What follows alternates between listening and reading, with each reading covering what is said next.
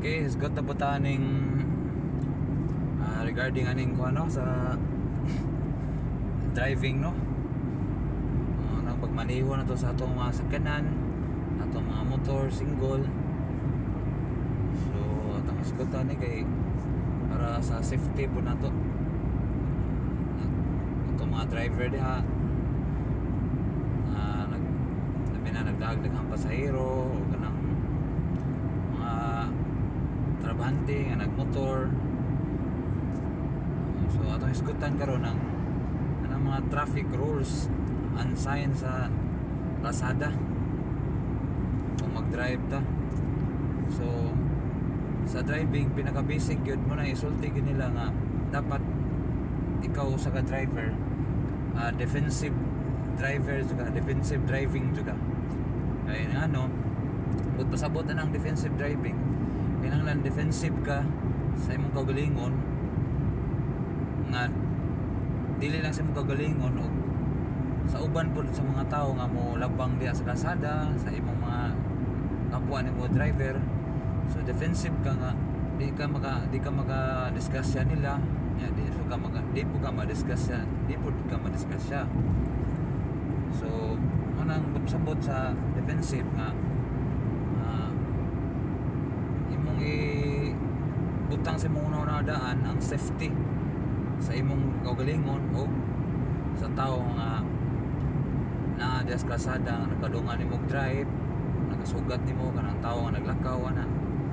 So example na nino kanang mo agi ka og kuan makakita kag layo pa lang makakita kag anang pedestrian crossing or line. So dapat muminor juga sa nga sign kung nakakita na ka kay siyempre ang tao mulabang ba ana kanang pedestrian ang tao diha mulabang. So dapat ikaw nga nag-drive minor na ka kay bawo naman ka nga nasay mulabang diha. So di kita magpa turagas og drive anang kuana anang dapita kung panalitan makita na to layo pa lang. So muna sa defensive imong gidepinsaan imong kagalingon adi ka maka-discuss siya, gidepinsaan po nimo ang ubang tao nga di siya ma-discuss siya, di nimo siya maigo. So muna siya anya kanang intersection importante sagaran ana gina sagaran ang discuss siya kay intersection although bisag nanay traffic light na siya nya go siya kinahanglan mo minor gyapon ka dili ka mo paturagas ka pud drive kay what if kung naay sa crossing ato anang intersection naay nikalit og cross diha nga emergency, for example kanang mga ambulance.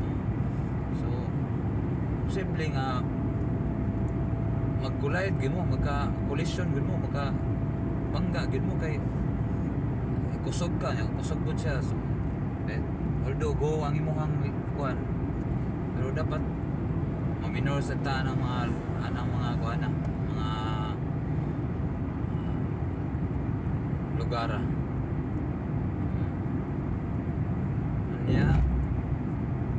Sa overtaking board kini mo sagaran ni may tapo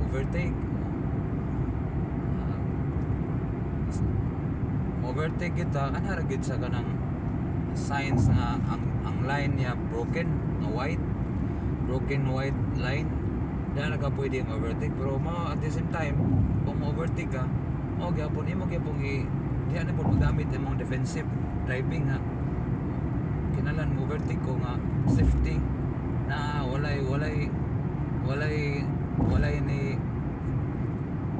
kay nakasugat sa imong pag or walay ni kalit og kawat sa imong linya nga pag overtake nimo. So clear sad ang lugar nga imong overtakean. So ana siya importante sa mga signs nga dapat imong tutukan sa.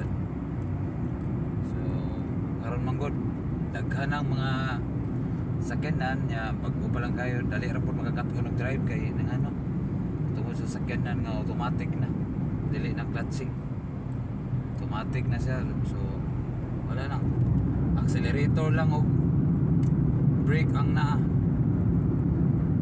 nadaga na ka manubela na lang imong kunon ibaw ka mo adjust sa manubela ibaw ka mo kuan sa clearance ano na siya mauna na ka mo drive so para safety always ibutang sa inyong una-una ang defensive driving nga dili ka makasakit sa uban dili po ka kasakit sa imong pagalingon di ka madisgrasya di ka makadisgrasya sa uban di ka makadisgrasya di po ka madisgrasya okay that's it for our tips para sa mga driver ha dili ta mag one thing pa day na dili ta mag una-una nga kusog atong dagan no maabot ra gyapon ta sa tong padulngan sakto nga dagan dili nang pagkusog kaya nagkusog ta kay aron ingnon ta nga kusog kita dagan wala mo kuan ato na ang atong una-una ang safety okay that's it